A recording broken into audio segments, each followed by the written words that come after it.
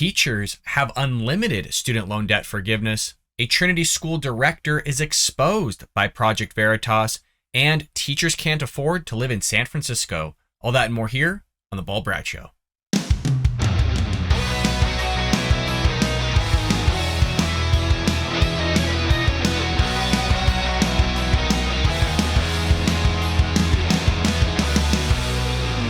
Welcome to The Bald Brad Show. It is Tuesday, September 6th, and whether you're a new subscriber or an old, I hope all of you had a lovely Labor Day weekend. I know I did. It was much needed, but I am glad to be back doing The Bald Brad Show and hanging out with all of you, my friends and true American patriots, where we come together as a community of conservatives and Republicans, go over the stories of the day, and bring you all the news and information you need to know about. So if you want to join us here at The Bald Brad Show, and we hope that you would, hit that like and subscribe button. If you're over at Rumble, hit the plus and give us a comment down below. And if you're listening on any of the podcast airwaves, Apple, Google, Spotify, heck, folks, you can listen to us anywhere and everywhere. Leave us a lovely 5-star review. Not only would you be supporting conservative, but most importantly, you'd be helping getting conservative thought and ideas out there to new viewers who haven't seen our content or our channel. So your help and support would be greatly appreciated.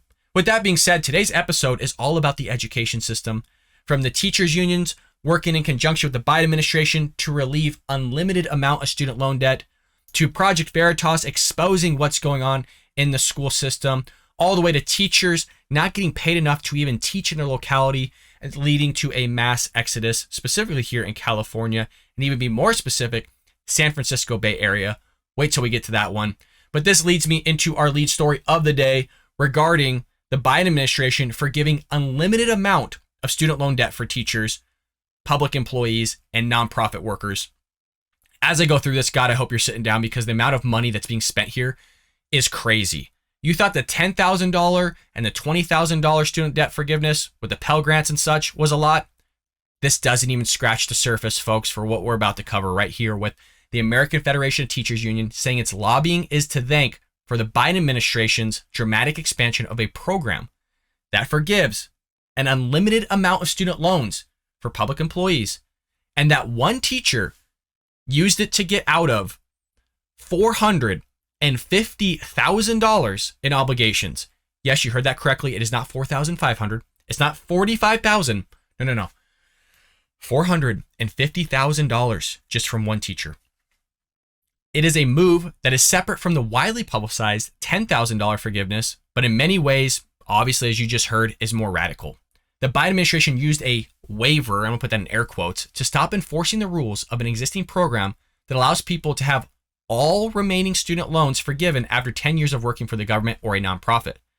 The lack of enforcement expanded the pool of those eligible so dramatically that it forgave $9 billion just last year. That's compared to $1 billion total in the program's previous history. So since the inception of that program, $1 billion had been forgiven. Just last year alone, because of the Biden administration, it's 9x'd itself, $9 billion just last year. The program arose from a 2007 law and is called the Public Service Loan Forgiveness, PSLF program. In a Labor Day message, Union President Randy Weingarten said the union's lobbying, which was also a leading cause of keeping schools closed due to coronavirus, was also responsible for the giveaway, which largely benefited the union's members. The union played a role in helping elect Joe Biden, which we all know about. The teachers union, especially in California, is one of the most powerful unions to ever exist. And they just basically go pure Democrat. Quote, "We work directly with the Biden administration on behalf of PSLF fixes and the recent game-changing announcement on student debt cancellation. Through the AFT's advocacy around PSLF, $10 billion of student debt has been forgiven for 175,000 public service workers so far. Here's just one example. This summer, we helped an AFT member in California wipe out her $450,000 student debt. The average discharge under waivers was $61,000, according to the most recent data provided by the department. That's far greater than the $10,000 offered to non-government employees. $61,000 compared to $10,000, folks, big, vast difference. This is all obviously under the Biden administration's plan, unlike that plan that we saw with the $10,000 and $20,000 that had higher income than the $125,000 are eligible. Weingarten, who does not have children, made $534,000 himself in 2020, and that's according to tax filings. You want to see the graph here? I mean, it speaks for itself. Let's just show it. I mean, you have in blue the PSLF, okay? This is kind of the previous, since its inception, right? That blue right there was the 1 billion, okay? Then you had a little bit of an expansion taking place, a temporary expansion, and it kind of increased just a little bit. Look at what Biden did with the waiver. I mean, it's not even close. It's vertical spike. We call that usually an anomaly. Something happened, something took place. The thing that took place in a nutshell was redistribution of wealth. You as the taxpayer paying for all these people's education degrees. Now, a little bit about me. My bachelor's is in accounting. I went to USC to get my master's in teaching. And let me tell you folks, my master's in teaching was dramatically easier than anything I've ever done in accounting. Like it was, I got a 4.0. I mean, it was just easy. I graduated literally at the top 5% of my class. Is that an accomplishment? Yeah. I mean, it wasn't like I did nothing, but I'm just putting it in comparison to what I had to do before. It was easy. And that leads into a moment here that I want to talk about with a study from 2011. We'll get there in just one moment. The waiver was justified by coronavirus, but is still in effect for the next 2 months, even though almost no one is currently unable to earn income because of the pandemic, because of the coronavirus. And this is kind of this wish-washy thing, reading the wind that the Biden administration has been doing. You had Peter Doocy calling them out regarding Title 42, or actually it was Jackie Henrich, forgive me, both of Fox News, calling the Biden administration out and saying, look, why is it removing Title 42 okay, but all of a sudden, because of the pandemic and coronavirus, now you're going to implement this and say people are having a disruption because of the pandemic and coronavirus. So you're only using it to your advantage to push a narrative that you want. But when it goes against your narrative, like Title 42, you just want to remove it. So this is what they're doing. It's unbelievable how they're just getting away with all of this. Quote, we urge eligible student loan borrowers to apply for public service loan forgiveness waiver, even if you have been denied before. Don't delay. The waiver program expires October 31st. Basically, get in while the getting is good. Grab the money while you can, because the redistribution of wealth is only for a limited time. It basically expires on Halloween. How fitting, right? Forgiving unlimited student loans could incentivize people to attend expensive college for far longer than they need to and rack up useless degrees with taxpayers saddled with all of it after 10 years in the classroom. The Congressional Budget Office has flagged the issue of individual people discharging huge amounts, saying that modifying the program to institute a limit of $57,000 could help rein in the federal deficit. I don't think you should have student loan forgiveness at all. You took it out by yourself. I know I'm beating a dead horse with this for those that have been a long-time listeners of the Bald Brad Show. You took out the loan. Why is us as a taxpayer responsible for it? I had a $62,000 loan to get my master's degree in education. I don't expect any of you to pay for that. It was my obligation. It was my liability, not yours. But that's how the Democrat Party works. Redistribution of wealth to equalize everybody. Even if you never went to college, even if you never got a higher education degree, you're still responsible for all those that did. Ironically, this is where I'm going in with the whole idea of my master's degree compared to my bachelor's. A study by a teachers union indicates that there are few academic benefits to majoring in education. A 2011 study by other major teacher unions, the National Education Association, showed that majoring in education in college correlated statistically with doing worse on teaching exams. Undergraduate education majors scored worse on teacher certification exams than those who majored in anything else, it found. According to the College Board, students intending on majoring in education have among the lowest SAT scores of any major. Yet another study found they graduate with the highest GPAs, indicating that 4 expensive years of college have little rigor. Like I said, master's degree, super easy. Bachelor's degree in accountancy, a lot harder than that master's degree. As data has mounted, the school closures were devastating to children, particularly poor children. The teacher unions have publicly sought to minimize their role in forcing extended closures. But in the message sent to members, it is said, we fight for safe working conditions, not just for ourselves, but for the safety of our students. And they're going to continue to chaperone and charade these things. They are one of the most powerful unions in the entire world. And they're going to push their agenda. And those that want to push their agenda with them are the Democrat Party. Some things they push obviously is good. It's good for the workers, it's good for the teachers, and it is good for the students. Some things they push, quite frankly, folks, aren't good. This is one of them. You shouldn't be liable for somebody else's debt. And like I've said countless times, why are we stopping at student debt forgiveness? Why aren't we going for the mortgages? Why aren't we going for financing cars? Why are we only stopping here, especially when it doesn't have any benefit because you went for basket weaving as a major and now you're teaching that in the classroom. So there you have it with unlimited student debt. It ends at least October 31st. We'll see if they expand that and extend it. I wouldn't be surprised if they did under this current administration. Well, leading us into our next news story here, we got a clip from Project Veritas of a Trinity School, New York City school director of student activities touts sneaking political agenda into the classroom. I know this isn't anything new particularly, but I just would like to go over this and kind of expose it and get Project Veritas a little bit here on the Bald Brad Show to have you see really what's going on in the classroom without parental acknowledgement, as well as just a lot of Americans out there don't really know what's going on in the classroom because it's sneaky, it's deceiving, and it's manipulative, and they're doing it to your children. Let's go ahead and roll it.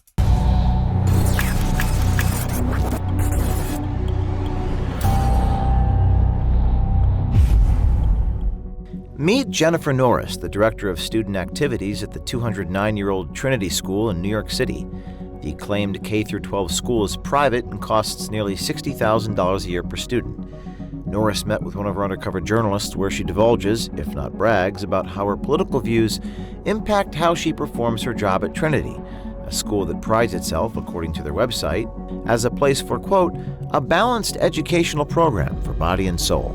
Unfortunately, it's the white boys who feel like very entitled to express their opposite opinions and just push back. Well, there's a huge contingent of them that are just like horrible.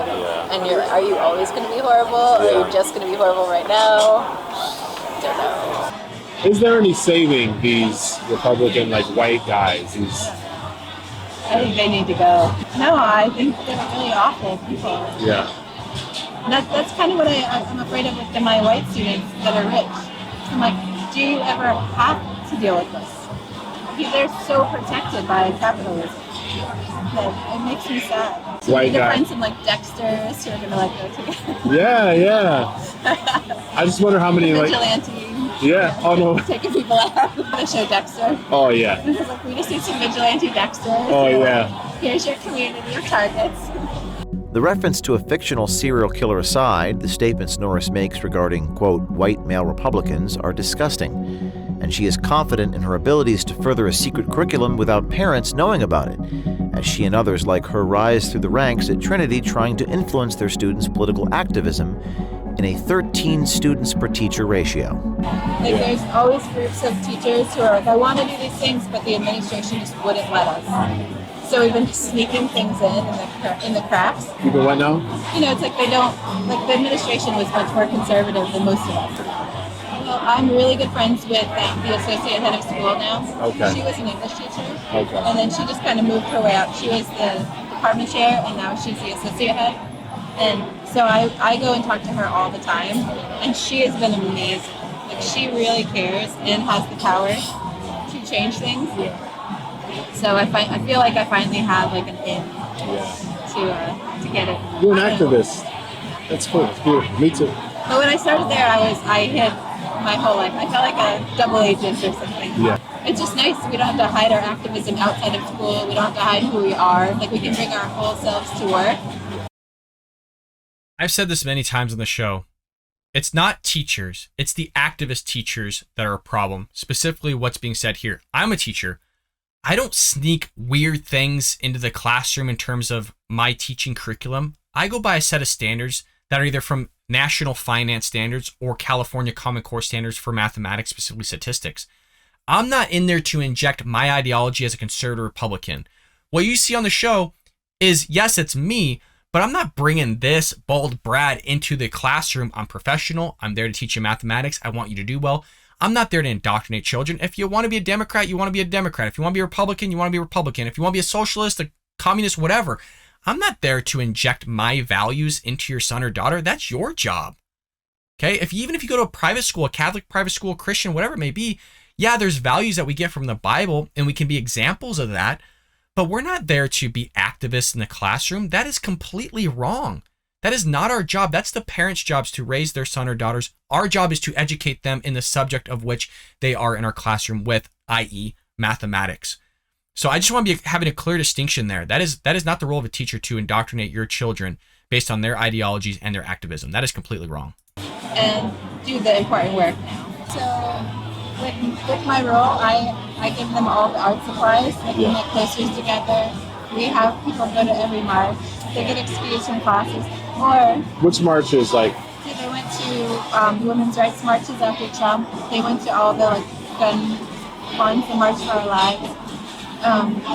When it's fun too because if they do march out of school, because sometimes it's a political protest, and so we don't actually give them the grace period, but we do. We don't punish them. But if they do it, then they have to serve detention, and then during detention, we talk about social justice and like do much more so education it's kind of, there. it's really, you're giving them an opportunity to be encouraged. It's like the punishment of detention, but it's not punishment. Yeah, that's awesome. That's awesome. Do you encounter any of that here, like parents or staff who are kind of conservative? And... Not really. I mean, it's a 300-year-old school, so I mean, clearly based on white supremacy, and it was started in Trinity Church, which was like built by slaves, and they're starting to like grapple with the history of their school. But I think people know. I mean, we're not as left as I am for sure, but it's definitely a school where conservatives would not feel comfortable.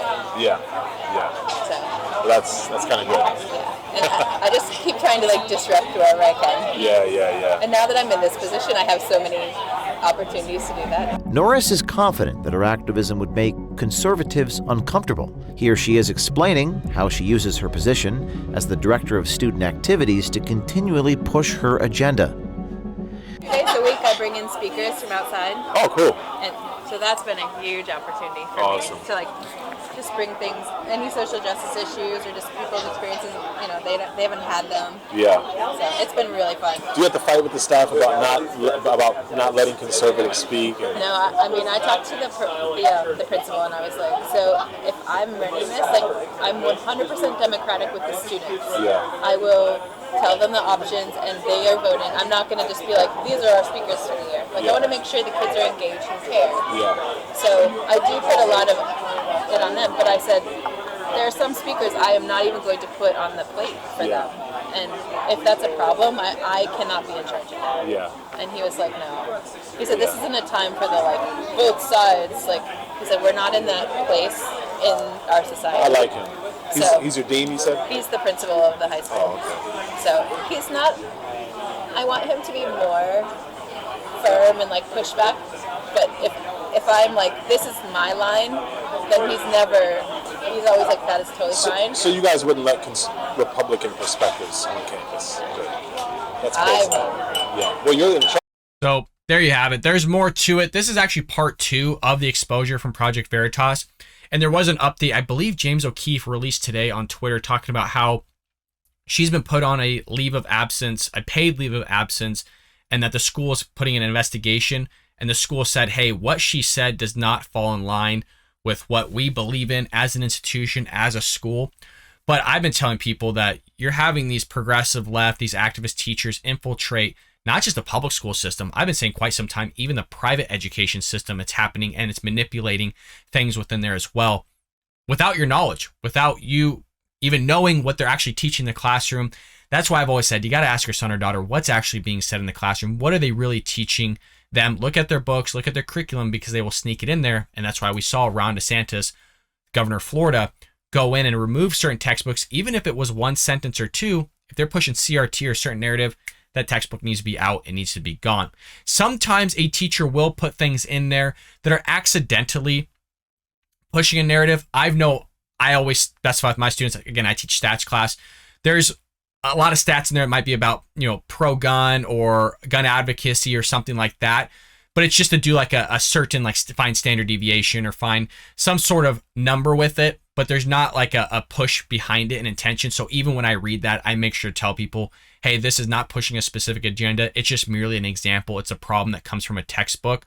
It's not pushing an agenda. So I make it clear with them because I don't want anybody to come after me like, oh, you're an activist, you're pushing a certain agenda. That's not anywhere near with what I'm trying to do in the classroom. So just be careful, folks, when you see people coming out on libs of TikTok, just because they're pushing their viewpoint online doesn't mean they're always pushing it in the classroom. And we have to be clear because we don't want to oust a teacher. I don't want to be ousted. I love my job. I love taking care of students. We have to be clear on who's actually just saying stuff online compared to what are they actually doing in the classroom. Because there is a separation. There's a time and place. And I think we should separate those ideas and that activism, if you are going to be one, with, again, outside the classroom. So just be careful with that, with whatever's posted online. There is differences. You're seeing, i.e., an example right now of somebody that doesn't talk like this, doesn't push their political agenda inside the classroom. With our last news story of the day, it is also taking place in the state of California here, where a San Francisco Bay Area school district has asked its student parents to house its teachers in response to California's affordable housing crisis across the state. In a nutshell, it is so expensive in the Bay Area in San Francisco that teachers can't afford to work and live there at the same time. They're literally not even getting paid anywhere near what they could to be living in that area. So now they're saying, in order for schools to function, you have to house the teachers because we can't pay them. The report comes after 7 teachers quit their jobs at the end of the academic year last year in June, compelling, I think it's Milpitas Unified School District officials to message parents last week asking them to fill an online form.